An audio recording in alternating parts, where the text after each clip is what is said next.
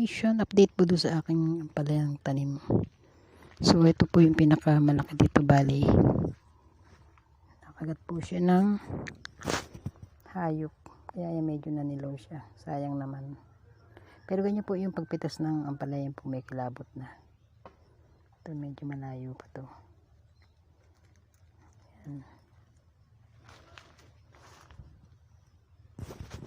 Ang dami po niyang bunga. Ito dalawang magkasunod. Ayan. At ito po yung isa.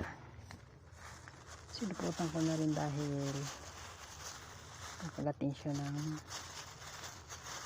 putakte. Ayan. Dapat po may supot. Ayan, shout out sa umuulan po ngayon dito. Maambon. At ito po yung isa.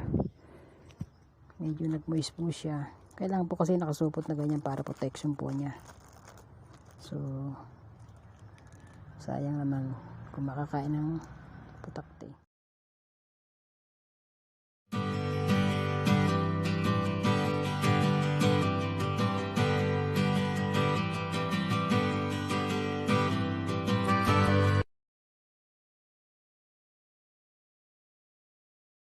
Ang laki po niya.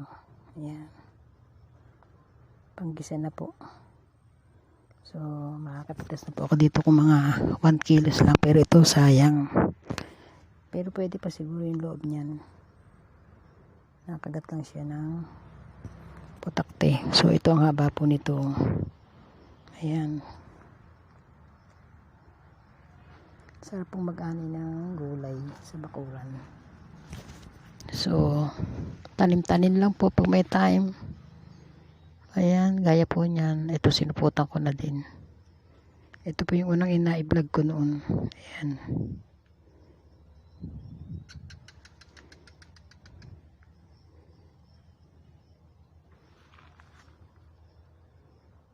Dami pa po niyang buko. So, marami pa tong ibubunga. Wala po itong artificial fertilizer, kundi ano lang po yung pataba ng lupa, pinagsigaan. Ayan mga commission. So I hope na na-excite din kayo sa pagtatanim ng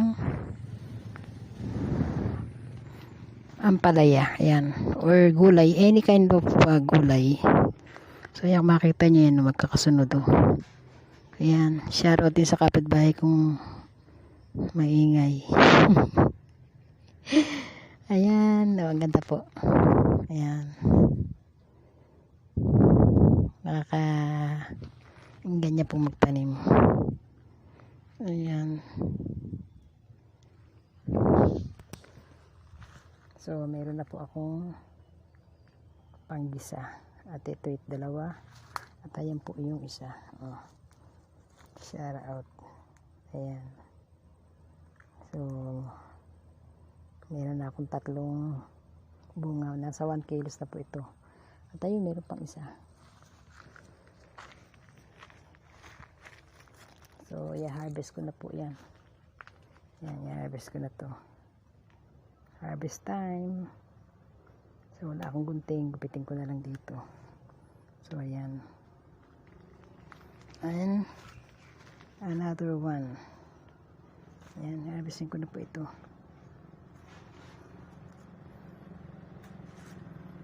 Dapat po dito ginugunting, kaso I don't have gunting.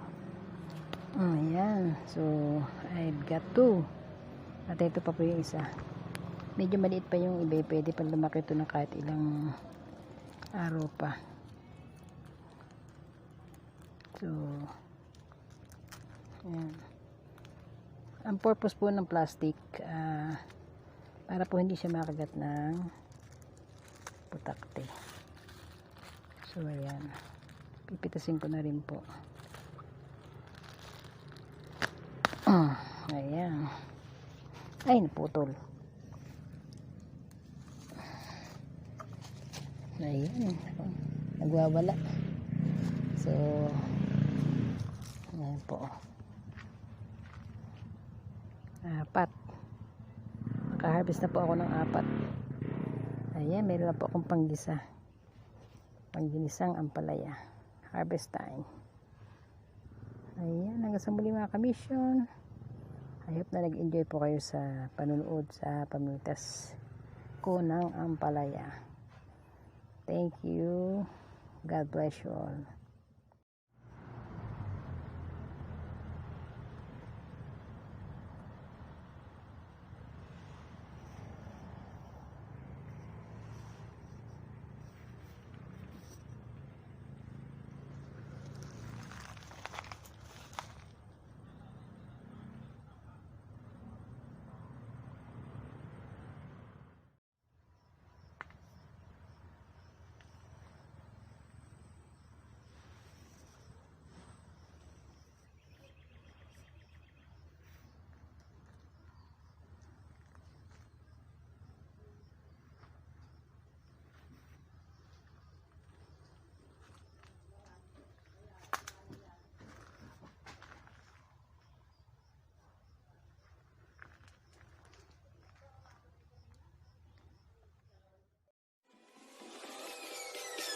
Peace.